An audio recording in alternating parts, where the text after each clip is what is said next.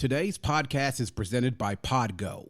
Podgo is the easiest way for you to monetize your podcast, providing podcasters with a flat rate for ad space so you always know how much you get when you include an ad from Podgo. I recently joined as a member, and you can too. Apply today to become a member and immediately be connected with advertisers that fit your audience. That's podgo.co at podgo.co. And when you go to apply and they ask you, how did you hear about Podgo? Make sure you tell them that the Vault Classic Music Review sent you. Martial arts has been an inspiration. You took concepts from old kung fu movies and applied them in your lyrics. You call Staten Island Shaolin, and the title Liquid Swords refers to battle rapping. What parallels do you find between those movies and life and the hip-hop scene?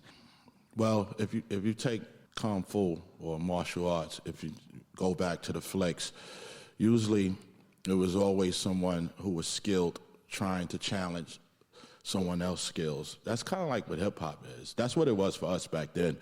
We used to travel through the borough, from borough to borough, or neighborhood, town to town, and we would just look for whoever was said to be the best in that town, and we would just challenge them, pull out our sword, and we'd challenge them. And that's usually what a lot of kung fu flicks and martial art flicks are about, challenging. Friendly battle, though, not to the death, but a friendly... Just to some injury. I know hip-hop has become crazy nowadays with all this beef and battling, which is really crazy. But, martial arts played a big role in our lives while growing up. Martial arts is not just a form of self-defense. It has a philosophy that applies to it, which you can apply to life. One of the things they say is that the best way of winning is without fighting. So, I think that's deep within itself. Welcome to the Vault Podcast, classic music reviews, presented by IV Creative. Now, here's your hosts, B. Cox and the crew. Greetings and welcome, ladies and gentlemen, to another edition of the Vault Podcast, classic music reviews, presented by IV Creative. It's a perspective on the classics from a fresh point of view. We appreciate you for taking your time and lending your ears to our perspective. You could be anywhere listening to anything, but you're right here with us, so we thank you. With you today is yours truly, and with me is my boy J.O., here in the place to be, joining me here to chop it up over yet another classic album. Jay, glad to have you here with me again, and as we step into the month of November, and I can't believe that we are now in the 11th month of this year, 2020, which has felt like 20 years instead of just one, bruh. Come on, 2021. Come on, 2021. And please have something better in store than this, man. I feel like when I was sitting here doing the very first review, one of the first reviews of this year, we were doing D'Angelo's Voodoo, when I sat here with Damo, and we found out that Kobe Bryant had died. We did that recording on the day that Kobe Bryant had died. And I was like, wow, this is pretty bad. And I didn't realize how bad the year was going to go. Recently, as of this recording, if you're listening, a lot of different celebrities and prominent people have passed away this year. Just to name a few, of course, we know Chadwick Boseman. There's a few other folks that have passed away. Most recently, as of this week, as of yesterday, actually, of this taping, was Sean Connery, the original James Bond, and so many different other iconic roles that he had in movies. So, man, 2020, we about done with it, man. So let's go ahead and get through with this. But we in the 11th month, man. It's been a great year so far for the Vault Classic Music Reviews. Shout out to all the listeners stateside and worldwide. All of you who are tuning in, even on our new host on Red Circle. We continue to have record months. Another record broken last month for downloads in a month, guys. Thank you so much for spreading the word out there. The word's starting to get out there. Continue to spread the word as this thing continues to get bigger, man. So thank you all once again. And as you know, here on The Vault, we say that our motto is hashtag open the vault, hashtag nothing but the classics. And we have yet another one here today. And we're going to go back 25 years ago to 1995 and take a look at the genius, a.k.a. GZA, member of the Wu-Tang Clan, and look at his second solo album, the classic Liquid Swords, released November 7th, 1995 on Geffen Records. 25 years ago, and it also coincides with other Wu-Tang albums that came out in this year, along with Built Only for Cuban Links by Raekwon, which came out earlier this year in August, And in the springtime also was Return to 36 Chambers by Old Dirty Bastard, which came out in 1995. So all in all, a very productive year for the Wu-Tang Clan as a clique. And this was the album that ended up coming along and pretty much closing out the year for them in the fall was GZA's Liquid Swords. So some particulars about Liquid Swords, as we said, November 7th, 95, was actually recorded in RZA's basement studio in New York City on Staten Island. Has a runtime of 50 minutes and 49 seconds, released on Geffen/MCA Records. And the album was almost entirely produced and executive produced by RZA, except for one track. That was track number 13 on here, which was Bible, which is Basic Instructions Before Leaving Earth, performed by Killer Priest, who was a Wu-Tang affiliate, member of Sons of Man and other groups. That was actually only on the bonus track on the CD. And RZA here had a busy time right after releasing Enter the 36 Chambers, which was Wu-Tang's debut album. Produced albums for Method Man, for Raekwon, for ODB, and then now finishing up this track with GZA. And then had other projects as well, upcoming with Ghostface Killah the year after that. So a very busy time. Now, Liquid Swords, Jay. You're a hip-hop head. I'm a hip-hop head. We both grew up in the same era. We grew up in the same area. I would like to say that we have similar taste in music, hence the reason why we do this show together. You're very apt to some other styles of music. I know that you're very keen in a lot of West Coast music. You were into West Coast music at that particular time more than I was. I've grown an affinity more for some West Coast music at this time. I could probably say around this particular time we were probably big fans of Wu-Tang, but what I'll have to say is even back then in 95, when it came to solo albums that everybody was looking for, I don't really think anybody was really anticipating GZA's Liquid Swords at that time, Yeah, that's pretty fair. Yeah, fair assessment. But here it came along, and everybody knew that GZA sort of had skills. He was sort of like, I guess, the yin and the yang. If there was a yin and the yang of Wu-Tang, it was really RZA and GZA. The Resurrector and the Genius. They were really the two architects when it comes to Wu-Tang. So as RZA is considered to be like the architect, like the producer, sort of like the conductor of Wu-Tang, because he's the one who produces the music. He gave the direction of so many different other things. GZA has been described as the spiritual leader of Wu-Tang. Really, a lot of the things that you see, a lot of the philosophies when it comes to Wu-Tang are really from a lot of his way of thinking and modes, philosophies, things of that nature. He's also the oldest member of Wu-Tang, as I found out as well. As this album came out, we had just coming off of Only Built for Cuban Links, the Purple Tape. We had seen Takao. We had seen Old Dirty Bastard. And here comes GZA, really out of nowhere. No one really is thinking about it. But as it comes out, you start to hear words and people start telling you about, yo, man, you hear GZA's joint. You hear GZA's joint. And it's like, nah, well, I wasn't running to the store to go get Liquid Swords back then. But you start hearing these words, and then the words and the buzz about it built as time went on. And here we are now 25 years later, and the mythology, I guess, has grown to a gargantuan state because now it's to the point where Liquid Swords is one of those albums where it's one of the most revered of that particular era and also of all time. So we'll, of course, start like we always do. So we'll go to Liquid Swords and just when you first listened to it, what did you think? And now listening to it in the years that has passed and listening to it this week, what you thought in all this time that has passed since it's come out.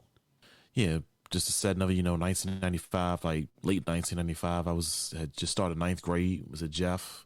Kind of like you were saying, like, yeah, we knew GZA's album came out, but at the same time, there wasn't that kind of like anticipation, like, with like past projects, like, especially like the Purple Tape or Takao or anything like that. So, yeah, we all knew GZA as a member of the Wu, and we knew, his ability, but like, I don't think the hype was really there as far as like, him putting out an album. So when, the actual title track, Liquid Swords, came out, it was just like him and RZA on the joint. Like, the beat sounded kind of odd to me, even for a Wu-Tang joint, but I was like, well, I'm rocking with this, straight. But then, man, like, the joint that really had me want to go cop the album was the song Cold World. Like, when I saw the video and like how everything was put together, I was like, okay, yeah, I need to go ahead and cop this joint, Like, even like the original and the remix he did with D'Angelo, which I thought was even colder. It was like, but yeah. So like, listen to the project and the other joints that came out from it, because other videos followed that even came out like in '96. I mean, with the album having come out in '95, just really solidified it for me. I bought some good shit. You know what I'm saying? Yeah. Like, so, but yeah, man, listen to it back then, and And you know, like certain albums, like certain songs could be like your soundtrack for that time period. I would say like this is my soundtrack for late '95. Like it helps me to remember like late '95 more vividly. Like, you know what I'm saying? Like was 14 and like, you know, was like really starting like figuratively speaking, like come off the porch. So just like going around listening to that joint, you know what I'm saying, just like really just set the mood, like being in the city and everything like that. So it just like really held true to me for that time. But even now when I go back and listen to it, like I'm just cruising around because of course I wasn't driving 14, but like now if I'm just riding around listening to that joint, you know what I mean, you just can't help but to bob your head. It's like, and it's funny, like, you know what I'm saying, with this being on a Wu release, like, you know, with it being election time and everything like that. I don't know if you've seen it down where you are, but I was out the other day about to put in my ballot or whatever to do to drop it off at the box or whatever. You know, so I see in front of people's houses like presidents are temporary, but Wu-Tang is forever. And like, I think this album's a testament to that. So I've seen that too. Yeah. You're right. It is a testament to it, man. I was just below you. I was in 8th grade when this album came out. I remember listening to Cold World, and I also remember like how big this was. Like I remember, like, you know, like you would listen to like 95 or 93 back in the day, and you would hear like those DJs give like those promos. It'd be like maybe for like an auto shop or for something else. Like one of those promos you would hear, like, you know, DJ Quick or Tigger give, and there will always be an instrumental in the background. So how I know how big this album got, like retroactively, we're looking back at it, is that hearing that instrumental for that Cold World on the promo on the radio back in the day. And that wasn't a commercial song. Like, you know, it was a single, but it wasn't a commercial song, like something that was largely like popular on the radio, was highly requested. But I think I really first got into this album heading out of the 8th grade, going into the 9th grade the following year, like in 96. So I had a little bit of a late pass on this.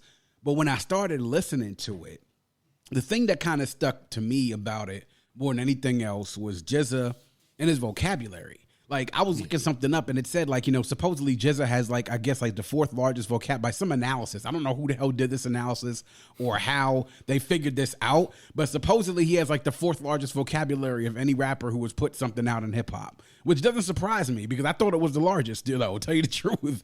Because one thing, like, listening to it and then listening to the lyrics, you get, like, those bars, like, you know, like, some of the things that you see. And it's sort of different, right? Because everybody has their appeal from Wu-Tang. Like Method Man, it's his flow, but then it's also his voice, the presence that he has. With ODB, it was the shock value that you got from him. It was his voice, but then also, you know, the things that, you know, the intonations in his voice and the sounds and stuff that he made, which really sort of his demeanor sort of picked that up. With Raekwon, it was the fact that it was hard, cutting, edgy. You know what I'm saying? His flow was unique, and his voice was unique as well.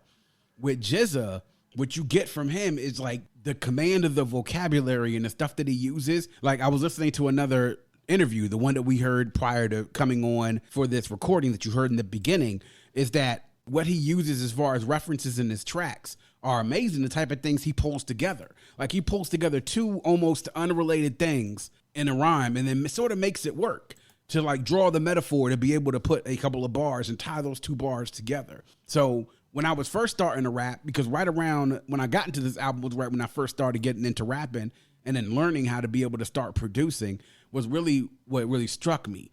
Then you start to see the guest spots. And then you see, of course, it's a lot of Wu guest spots on there. ODB, you see Deck, you see Ghostface, you see Method, you see Raekwon. All these guest spots on here to sort of make this thing go. And then I don't even have to mention the production because the production's ridiculous. It's RZA, you know? So it's RZA. It's 90s RZA. So. Yeah, it's 90s RZA. Like really when he was in his bag, when Wu-Tang was putting out quality project after quality project, and RZA was the one who was the architect of all these projects and these classic albums that were being put out. But the surprising thing about it more so than anything else is that I think when the steam started to pick up from this album, like you said, it wasn't highly anticipated. When it started to pick up, all of a sudden it was like a train going down the track. And it was like, yo, it couldn't be stopped. So at that point, we started to talk about Liquid Swords and understanding like how fire the album was. I agree with you on Cold World. The other thing what drew me into this album was the singles and also the video, the shot of shadow boxing in the Fourth Chamber.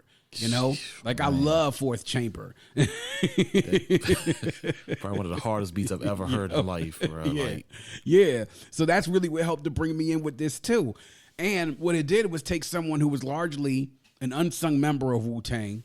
I don't want to say he was an afterthought because, you know, GZA really is a big part of the group. But when it came to like solo work, as far as like solo work, he definitely was an afterthought and brought him to the forefront. He really got skills, man. Not only that, but the stuff he's saying. I mean, you can hear stuff about it. He talks about crime capers and things about that. You hear about, you know, like crime stories and stuff like that. There's some stuff in there about violence, but then there's also, you listen to it, the things that he ties in with the martial arts themes, like as you heard in the clip before this, about how the whole term about liquid swords mentions about battle rapping and things like that, literally testing your skills against somebody else's skills, but then also using the philosophies of martial arts. And then the stuff, the reason why like he's so into science, like, you know, GZA's into a lot of science and stuff like that. You can hear these things about science. It's crazy. And it's almost like when they talk about, you know, 5%ers, which, you know, GZA is, you know, is a 5%er, talk about like the mathematics and stuff like that. Like you start to hear all of that being looped into the album. So I didn't understand that part of it back then. But when I got older and started going back and revisiting Liquid Swords again, it's like every time I go and listen to this album after that, it's like I gain a new appreciation for something because I catch something I didn't catch before. And I think to me, that's a great testament to any work of art when you're able to catch things that you didn't catch before and you're able to get an appreciation for it the first time around or the last time around that you saw it or listened to it. I love the production on this. I mean, RZA, the thing I love about his snares and the things that he samples, like the snares that he uses or whatever these samples, they're always really hard hitting and they're appropriate for every track that he uses. And I think what it did is it sort of helped to set the standard because after that, every Wu-Tang solo album that came after that really had to be at that level or higher. Just like Raekwon's Only Built for Cuban Links and Purple Tape was. It had to be at that level or higher or else it wouldn't be representative of the quality what Wu-Tang members could put out. So that's what it was. And listening to it this week, like I said, I started pulling things from it that I didn't listen to last time I listened to it, which maybe had been maybe last year sometime when I listened to it the last time. So yeah, so there we are. So now we're going to get into highlights and talk about the tracks that you liked the most, any lowlights that you had. So Jay, if you have any highlights, man, go ahead and let me know. Probably give me about, 3 or 4 highlights that you had in regards to the tracks that are on here. Sure, that's going to be tough because like I ain't well over 3, but okay. I guess I could talk about ones that maybe don't get, I guess I could combine it like we know, but ones don't get talked about as much. So, the joint Cold World. I say it's kind of a combination because of the video, but like Shadowbox and Fourth Chamber, and then the I Got Your Back, like just where that beat, just where the joint just starts off with where that beat hits and that like that hard kick, that hard stand there, like that wailing moan in it, yeah, and with that that kind of like jazzy sample that I guess they put that RZA puts in it, like yeah, you just knew that joint was gonna be just like a beautiful track, you know what I'm saying? Like yeah, those another highlight, I would say I'd say Living in the World Today. Okay. To be honest with you, man, I can't think of any lowlights on this string. So yeah. And I hear you. So yeah, there aren't really any much lowlights, if any. The samples you're talking about on I Got Your Back was 2 samples. One came from As Long As I've Got You by the Charmels, and Is It Him or Me by Jackie Jackson. So 2 different samples that are on here. Yeah, and they use that one for Cream as well. The Shawn Mills joint. Yeah, Shawn Mills. Yeah, exactly. I hear you, man. My highlights. So I love actually the first verse from Gold. I actually love both of the verses by Gold. But then Cold World, I love investigative reports because you get 3 great verses on there with Raekwon, with GZA, and with Ghostface. Actually, I love that Ghostface verse because it's vintage Ghostface, especially during that particular time because he hadn't even come out with a solo album yet. I love investigative reports. Also love the fact that You God just did the hook on that and he didn't rap. I got to give it with you with that, man. The samples on I Got Your Back and then the message being spit on there as well to me was great. I already told you about Shadowboxing and Fourth Chamber. Like Shadowboxing is another one of those beats. It's just like, damn, how in the hell did RZA pull this off? And then like Fourth Chamber, it's just like that was crazy though because insane beat. Insane verse by Ghostface, insane verse by GZA and Killer Priest and RZA, even RZA. Like everybody killed it on that joint, man. I was just like, yo, this is crazy. Like this is wow. So every like Wu-Tang album or solo album, there's a track on there that sort of just makes you stop in your tracks. And to me, that Fourth Chamber is the one that makes me stop in my tracks. Like, damn, this shit, wow, bruh. Like, yo, this shit fire as hell.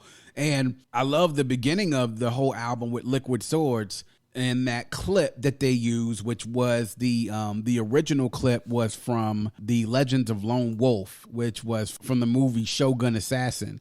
And if you remember in Kill Bill Part 2, that was used near the end when she was putting her daughter to sleep. And, you know, RZA helped to score and helped to do music for Kill Bill, the Kill Bill movie series. And it's interesting that he pulled that sample again. They used that movie to go into, you know, the music piece was led to her going down the bill before the, like, pretty much the penultimate scene of the movie itself.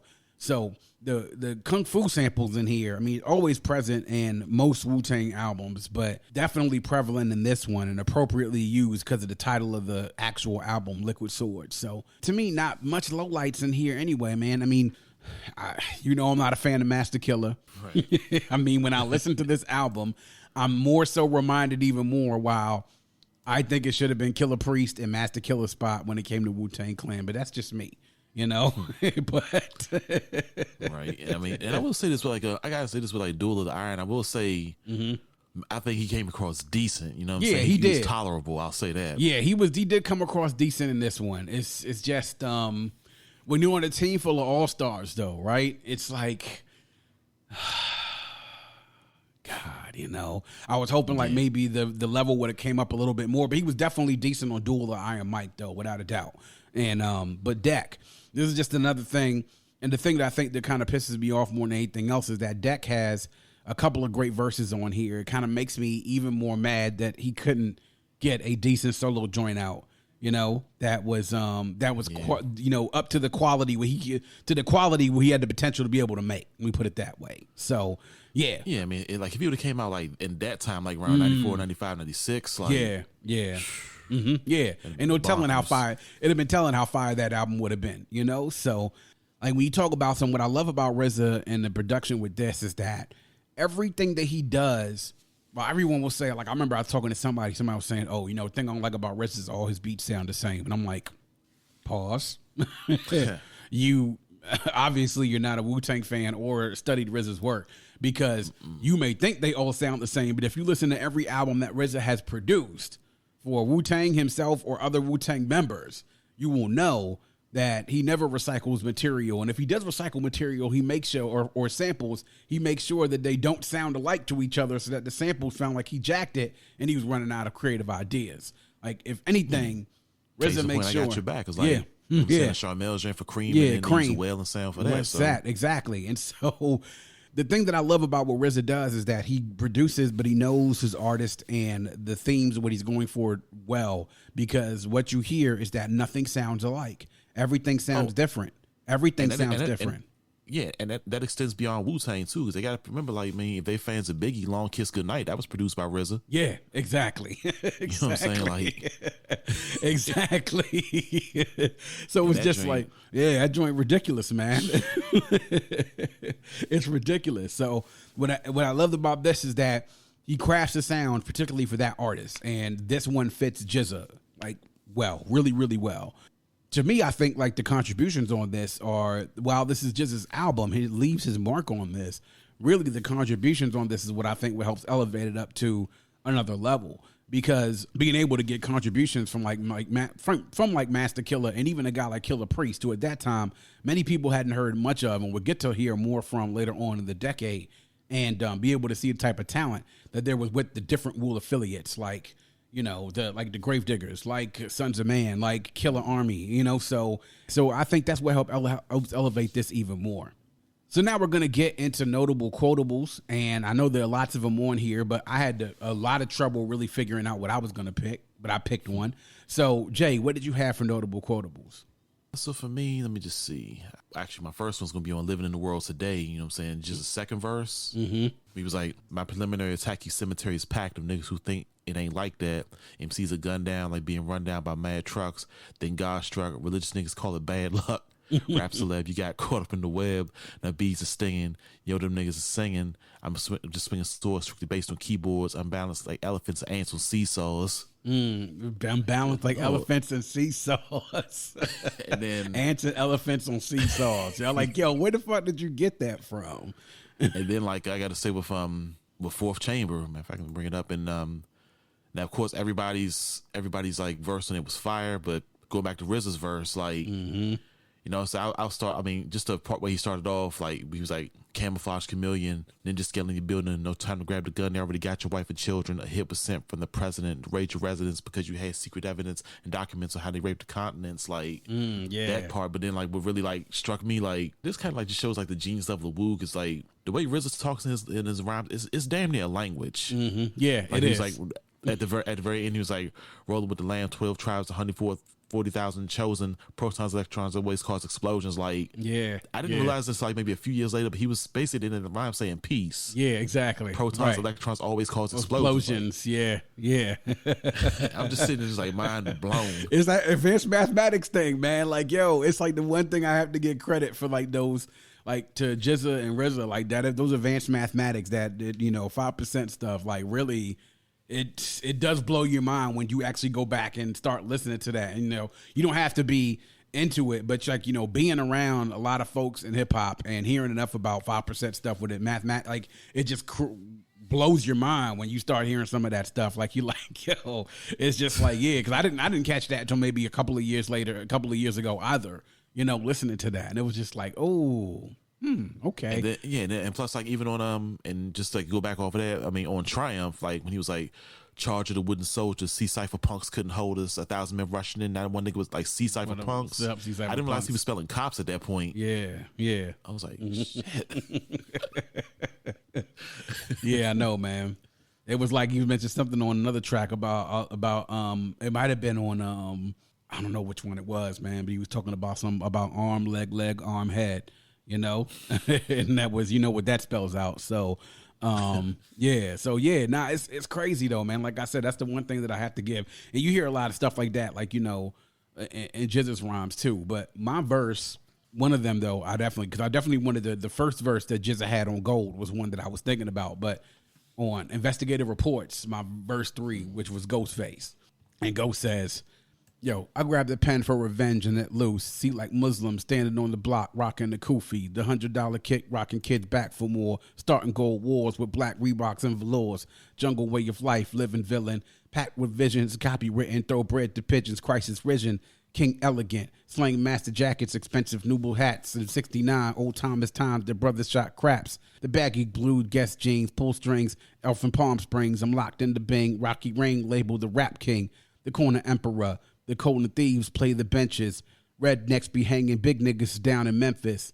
Back in now why? Hit the bullseye with loaded nines. Life is like Tarzan, swinging from a thin vine. Shattered dreams, then mirrors. Don't need a press spirals. Aim at the white shadows with big barrels of Moetas. The bald headers, milking amarettas, who fear none, question all personal vendettas. Yo, they use guns while we angrily shoot arrows. You better keep your eye on the sparrow.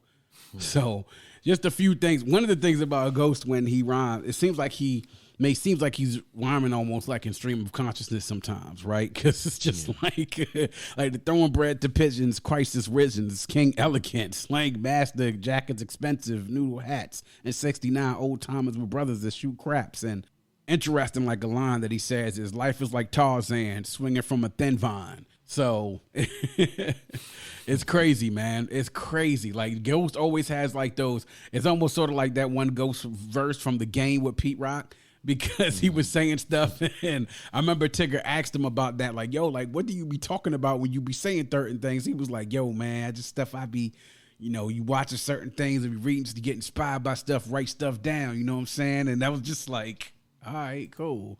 You know, so, but nah, he had a couple of fire verses on here, but yeah, lots of quotables on here. I mean, shoot, you could even go with even Dex verse on Cold World, you know, and even Dex verse as well on Duel of the Iron Mike too, man. You really get to see him sort of shine on this one as well. So this album just went platinum 5 years ago. It just was certified platinum 5 years ago. It was 20 years after its release. That's crazy. that's crazy. That's like sort of like the same thing we talked about with Illmatic. Like Illmatic didn't reach platinum until I want to say maybe 15 years after it came out. It was something like 10 or 15 years after it came out. And it's one of those things I think with this is that while it was big at the time, the legend of an album grows as time goes on. So I think that as we moved through and people gave it this its critical acclaim and the sort of the mythology that followed with this album, it was like that's when people started to catch on to it. Sort of like just like the way people did with Illmatic, and it went platinum years afterwards. 20 years after its release, when you talk about as far as like some of the best albums in 95, there's a few lists that have this is the best rap album of 95. Some have it as number 2 behind Only Built for Cuban Links. When you talk about the best Wu solo albums, this is almost universally by almost everyone who's a rap fan or who knows Wu-Tang or who doesn't, maybe not even a huge fan, but knows their work. Almost universally, everybody places this in their top 3. And I think that it belongs there, rightfully so. At least within this top 3 or top 5 of the Wu solo albums that have come out. As a matter of fact, there was a retrospective list, a couple of them that I've seen that has had this ranked or pretty much any one of those top 3 spots. Now we're going to get into the ultimate test and see, what's the verdict with this album. Is it a certified classic? Is it a borderline classic? Is it a classic just in its time? Or was it not a classic at all? And Jay, I'm going to have to ask you, but what's your verdict on this, man? What say you? I'm going certified classic, bro. Mm-hmm. Yeah. I mean, it's undeniable. Just like for the quality of it and the fact people weren't really anticipating, I think it makes it that much more special. So, I got to go certified classic on this one. I'll echo your sentiment on that it's a certified classic. And I think that we talk about the main reason why we do this show is that we want to see how albums age. We talk about this big thing about classics, right? Everyone wants to talk about when albums come out. Those of you who are listening know that Busta Rhymes just put out a new album. It's Extension Level Event 2, The Wrath of God, which a lot of people have put out. And, people tend to, when they listen to stuff, we heard great things about the album. People tend to put the classic label on things way too quickly. It's like, oh, you listen to it 10 minutes after you finish listening to it, it's a classic. Or a week later, it's a classic. And when this first came out, I would probably venture to say that people weren't saying that this was a classic album when it first came out. But I think as the year has gone on, as I've mentioned, the legend of this album has grown more and more. And people start to see the quality of it. The fact that you listen to it even now, 25 years later, and it's still as fresh and still as high a quality as it was back then. And you continue to get more things from it. As I said, I learned and started to pull more things and caught more things than I did before. And as the legend grows, to me, I think that's the part of what helps to make a classic album. This is an album that we're going to be listening to, and when you and I, Jay, are in our 50s and 60s, that when we'll be listening to these antiquated things called CDs, or at that point we'll still be listening to MP3s, or there might be some other digital delivery at that point in time. Probably put a chip in our head or something. Exactly. We just nod your head. Yeah, and nod your head. Exactly. We'll be listening, and when we're talking to your kids, and eventually mine's, we'll be sitting there listening to them and telling them, like, this is the type of quality music that we listened to back then. And they'll sit there and look at us like we're crazy, but that's the way it'll be able to endure. So to me, I think it's endured in that particular time because then not only that, but in the profile that it had when it first started, it was that low profile and it's gone to almost a mythic status in hip hop culture where this is almost a must-have, must-listen to album if you consider yourself a hip hop head. And that's why I say it's a certified classic. We're both unanimous. So there you have it with Liquid Swords. Guys, 25 years since it's come out. The anniversary is approaching this week, actually. As a matter of fact, GZA is planning on doing a live stream performance of all the tracks of Liquid Swords. It's supposed to be, I guess we'll have that in the show notes. You can check the show notes for the story of GZA doing the 25th anniversary show and virtual performance for Liquid Swords. I wish I could be at a concert with that, actually, like live in person, but that's COVID. COVID has done things, and unfortunately, though, we got to find another way to celebrate. So make sure y'all go check out Liquid Sword by Genius, aka GZA, and go listen to it, man. Listen to the lyrics, listen to the production, see the guest spots, how everything sort of comes together with this, and just sit there, listen back, and open up your mind to the possibilities of the things you can learn and the things that are being said here. It really is a gem, man. It's a gem for one of the best years in recent hip hop history. And that is going to wrap up yet another edition of The Vault. Please make sure you go check us out on our new host, Red Circle. You can also get to all of our streaming platforms and social media pages by going to our link tree. If you go to any one of our social media sites, you can actually get to our link tree by clicking on the link in our bio. Once again, you can find us on Instagram on @VaultCMR Podcast, on Twitter @Vault Classic, and also on Facebook and YouTube. You can search us, The Vault Classic Music Reviews Podcast. Make sure you like the Facebook page, subscribe to the YouTube channel.